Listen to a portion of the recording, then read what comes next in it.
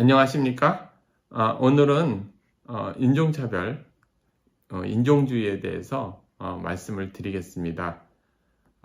근대 이전에는 주로 차별이 신분에 의한 차별이 많이 일어났죠. 계급에 의한 차별입니다. 그러니까 양반이냐 아니냐, 왕족이냐 아니냐, 유럽에서도 귀족이냐 아니냐, 뭐 이런 부분이죠. 그랬던 것이 근대 이후부터는 인종이 특히 부각이 됐습니다. 왜 그러냐 하면은요, 산업화가 일어나고, 그 다음에 많은 나라들이 제국주의 시대를 맞이하지 않았습니까? 그래서 각 나라들이, 유럽에 있는 나라들이 세계 전역으로 가가지고 식민지 쟁탈전을 벌였습니다. 그랬을 때 가장 구분하기 쉬운 요소가 어떤 겁니까? 사람과 사람, 피부색이죠. 그래서 인종차별이 특히 부각되기 시작을 한 겁니다. 그러니까 정리해서 말씀을 드리면, 근대 이전에는 인종보다는 계급이 주로 신분이나 계급이 차별의 주 기준이 됐다면, 근대 이후는 인종이 좀 기본이 됐다는 것, 이렇게 알고 계시면 되겠습니다. 여기서 사용되는 이제 어떤 이데올로기라고 그래야 되나요? 그게 이제 차별화와 동질화 전략인데요. 인종 피부색으로다가 사람들을 갖다 구분을 해서 지배를 하는 거는 상당히 쉽습니다. 신분이라고 하면 같은 인종 내에서, 또 같은 민족 내에서 피부색이 같다 그러면 잘 구분이 안 가죠, 얼핏. 그렇지만 좀 직접적으로 노예를 만들고 그런 야만의 시대에서는, 그리고 대량으로 노예를 실어나르는 그런 시절에는 그냥 눈에 확 띄는 그게 편했던 거죠. 그 방식이, 인종을 바탕으로 하는 그 방식이, 그래서 이제 차별화라고 얘기를 하죠. 차별화 전략입니다.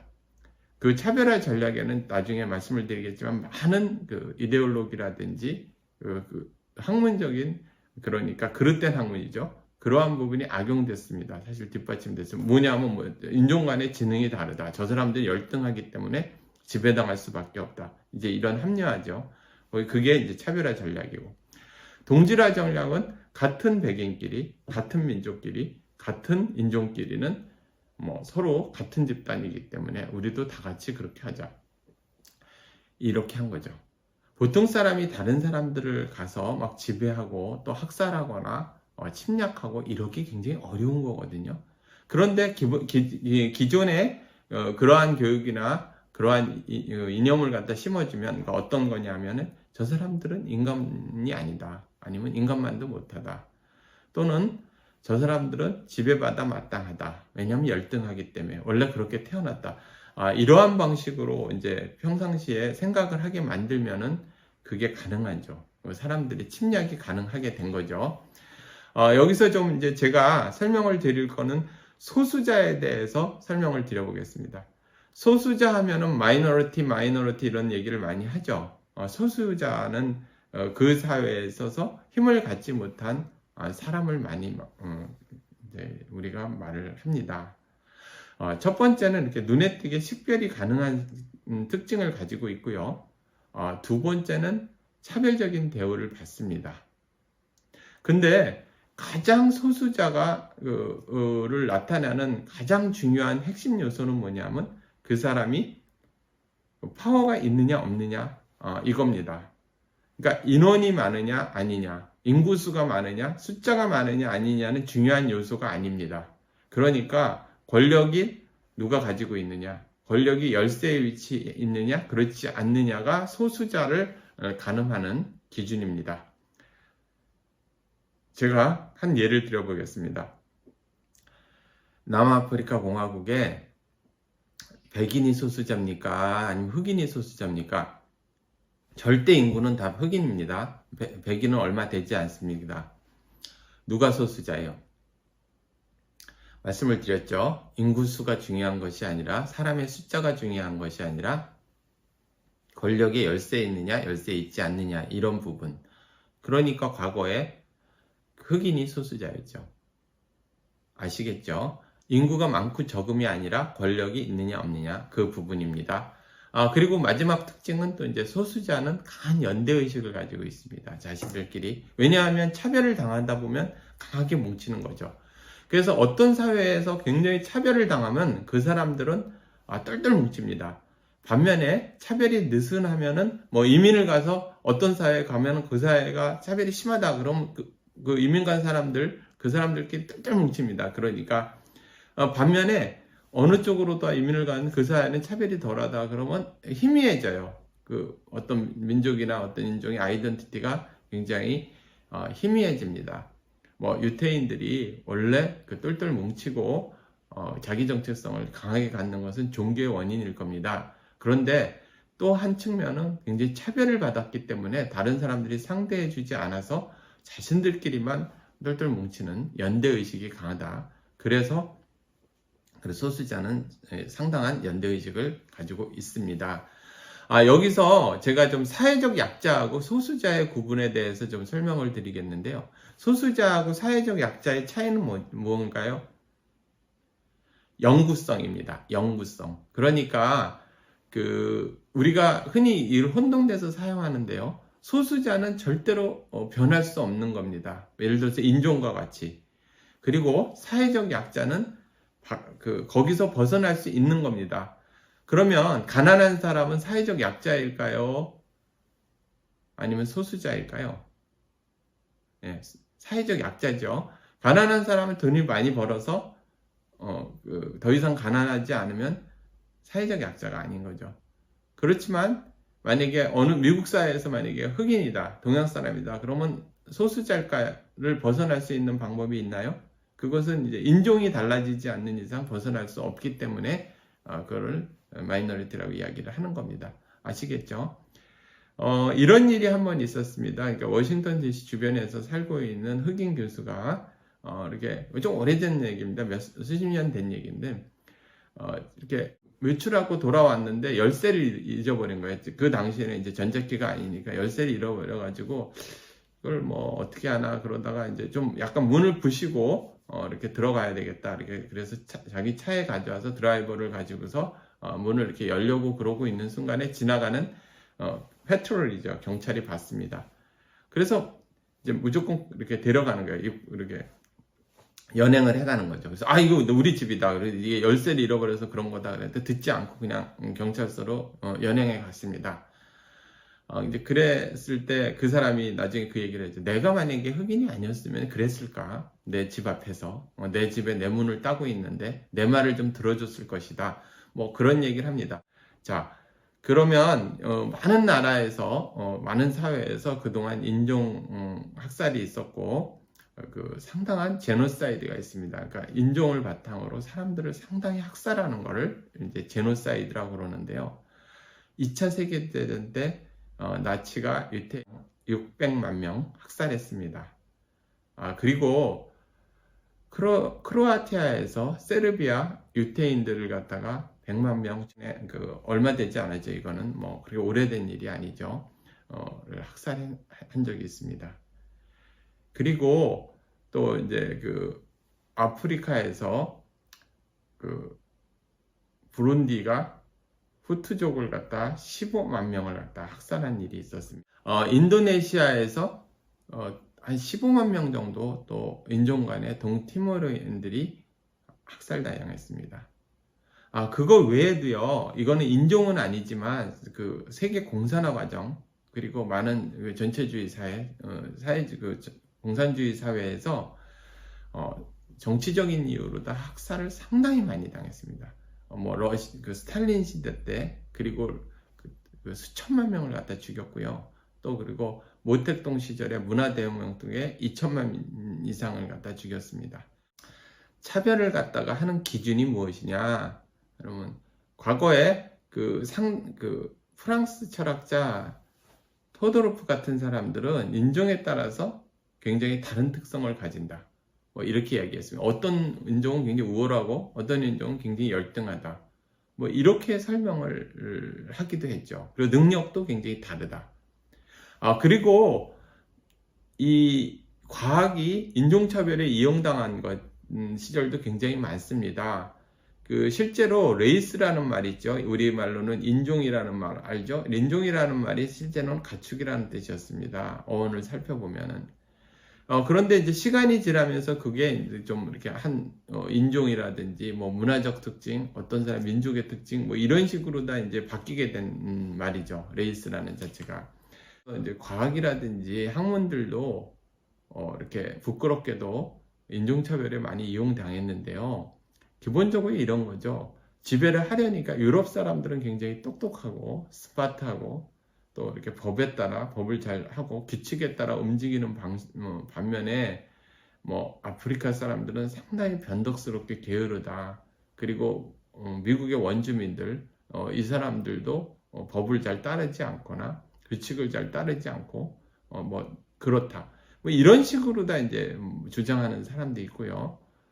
또 블루멘바흐라는 사람은 그 백인이 가장 두개골도 이쁘고 잘생겼다, 미모가 뛰어나다, 뭐 이렇게 주장하고 유색인종들은 상당히 뭐 광대뼈가 튀어나오거나 뭐 피부색이 그렇거나 뭐 이런 식으로 묘사하는 사람도 있었고요.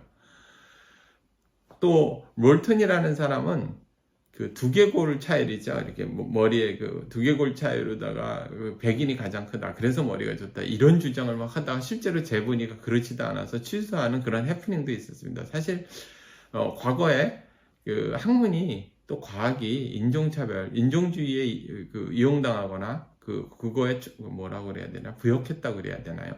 그런 시절도 있었습니다. 그리고 다윈이 그런 건 아닌데 다윈 진화론도 한참 인종차별, 인종주의에 많이 활용이 됐습니다. 뭐냐면 그 적자 생존이니까 우수한 그 인종만, 우수한 집단만 살아남고 그렇지 않은 사람 도태된다. 이제 이런 기본적인 생각으로 인해서 지배도 괜찮고 생존 경쟁에서 우수한 사람만 남는다. 그리고 지배와 또 지배를 받는 것은 그러한 능력의 차이고 우열의 차이다. 이제 이러한 논리가 이제 이루어지게 된 거죠. 그래서 이 기본적으로 인종차별은 뿌리가 깊습니다. 상당 부분. 그래서 이제 많은 부분에서 인종차별, 인종주의적인 요소가 있는데요. 이러한 방식, 아까 동질화와 차별화 전략이 이용됐다고 말씀을 드리지 않았습니까? 그 부분에서 특히 이제 기독교인과 비기독교인에 대한 차별, 또 백인과 흑인에 대한 차별, 이러한 부분에 있어서 차별화 전략, 동질화 전략이 많이 사용이 된 거죠. 그리고 이제 좀 이렇게 정리해서 말씀을 드리면, 이 과거의 제국주의 시절에 식민지 수탈을 위해서 인종차별이 굉장히 많이 활용된 측면이 있습니다. 그리고 대중매체에서 이렇게 과거에, 지금 요즘 그렇다는 얘기예요. 과거에 뭐 범죄에 휘말리거나 마약이라거나 뭐 이러한 부분들은 이제 뭐 특정 인종을 이렇게 나타내고 그러한 부정적인 이미지를 굉장히 심어주는 경향이 있었습니다. 제가 이렇게 이전에 상당히 80년대 때 90년대 보면 미국 영화를 보면 동양 사람들은 무슨 무술을 맨날 잘하는 걸로 나오는 거예요. 쿵푸에서 짱 해서 뭐 이러면서 나오고 막 옆차기를 막 하고 막 이러는데, 한국 사람들인, 동양 사람들이 뭐 다 무술을 잘하는 거 아니죠. 그리고 또 이런 선입견이 있습니다. 동양 사람들은 굉장히 수학과 과학을 잘한다, 이런 선입견이 있습니다. 그거는 다인종 사회에서, 특히 유럽이나 미국 사회에서 이민이나 유학을 간 사람들이 아무래도 인종차별이 덜한 그걸 찾는 거죠. 혼자 할 수 있는 직업을 찾다 보면 이공계가 낫겠죠. 뭐 연구원이나 아니면 교수가 되는 것이 훨씬 낫겠죠. 뭐 정치 영역이나 비즈니스 영역으로 들어가는 것보다.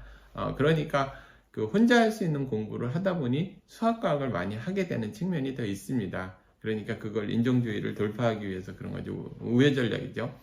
그런데 이제 동양 사람이 수학을 잘하고 과학을 잘한다, 이렇게 얘기하는 걸 듣고 우쭐할 필요 없습니다. 이면을 보면은 그런 측면이 있다는 거죠. 인종차별을 우회하기 위해서 그런 측면이 있으니까. 그리고 많은 부분 공부를 잘하는 사람이 아무래도 관심이 있거나 잘하는 사람이 공부를 하러 가지 않겠습니까? 유학을 가거나. 그러니까 좀 잘하는 집단이 온 거죠. 이렇게 동양 사람이 잘한다기보다. 그러면 노벨상을 그러면 동양 사람이 휩쓸어야 되는 그런 건 전혀 아니지 않습니까? 그런 건 아니고, 한국 사람은 전부 뭐 옆차기를 잘하고 태권도를 잘하나요? 그렇지 않죠. 중국 사람은 전부 쿵푸를 하나요? 그렇지 않죠. 그런 건 다 선입견입니다. 그것이 좋든 좋지 않았던 그 선입견, 그러니까 스테레오타이핑은 바람직하지 않습니다. 여러분들, 그리고 그 이면을 볼 필요가 있습니다. 그래서 좀 말씀을 드리면은요, 그 대중 매체에서 요즘은 이제 절대로 그런 일을 하지 못합니다. 아예 백인을 갖다 이제 그 범죄자로 써버려야지, 그 감독도 그렇고 영화사도 그렇고 속이 편하니까 아예 나쁜 거는 백인을 써버립니다. 그렇게 이제 바뀐 거죠. 그리고 요즘은 그 PC좌파들 때문에 오히려 뭐 남자이고 백인이고 돈을 가지고 있는 사람이 위축이 돼가지고 벌벌 떨어야 됩니다. 뭐 무슨 죄진 것 같이 막 이렇게 이제 분위기가 상당 부분 돼 있다는 것. 그건 좀 너무 심하죠. 역으로 또 이렇게 심한 일이 벌어지고 있습니다. 그래서 우리가 이제 TV를 보거나 또 영화를 보면 우리나라에서도 이제 그런 게 있죠. 이게 보면 주인공이나 멋있는 사람은 이제 그 서울말을 씁니다. 그리고 범죄자들은 이제 지방말을 쓰죠. 그런데 실제로 뭐 그런 게 그렇게 이제 관계가 있는가 없는가 뭐 이런 게 중요한 걸 떠나가지고 뭐 이제 그 어떤 그러한 모습을 계속 보여주면은 특정 지역이나 특정 사람들이 이렇게 지배를 하는 입장이고, 그 밑에 있는 사람들은 범죄나 아니면 그 밑에서 일하는 사람이고, 이제 이런 이미지를 줄 수 있는 거죠. 그런 거는 좀 바람직하지 않다고 보는 겁니다. 그리고 이제 마지막 개념으로 말씀을 드리는 거는, 여러 가지 이제 불평등이 존재하지 않습니까? 뭐 이렇게 경제적 불평등, 인종 불평등, 그리고 남녀 불평등이 있다 그러면 가장 근본적인 부분이 한 부분이 있고, 그 부분에서 여타 이렇게 파생됐다 이렇게 보는 입장을 근본주의적 관점이라고 그럽니다. 뭐 이렇게 여러 차별에 있어서 그 보는 관점이요, 근본주의 관점. 여기서도 만약 그 세 가지가 만약에 있다면 경제적 문제에 있어서 그것이 근본 원인이고 나머지 부분들은 다 파생됐다 이렇게 보는 거는 근본주의적 시각이고요. 많은 이 세상의 불평등들이나 차별들이 서로 독립적으로 또 연계해서 서로 영향을 주지만 각각 다 해결해야 하고 각각 다 중요한 요소다 이렇게 보는 거를 평형주의 관점이라고 그럽니다. 뭐 그 근본주의 입장에서는 경제적 불평등이 해소되면 인종 불평등도 또 그 남녀 불평등도 없어질 것이다 이렇게 보는 반면에요, 이쪽은 그런 건 아니죠. 이쪽은 각각 다 해결해야 한다 그렇게 보는 입장, 그걸 평형주의라고 말씀을 드렸습니다. 이런 거는 뭐 이제 공부 때문에 좀 여러분들이 좀 제가 설명을 드리는 거고요. 이렇게 해서 이번 시간 마치도록 하겠습니다. 감사합니다.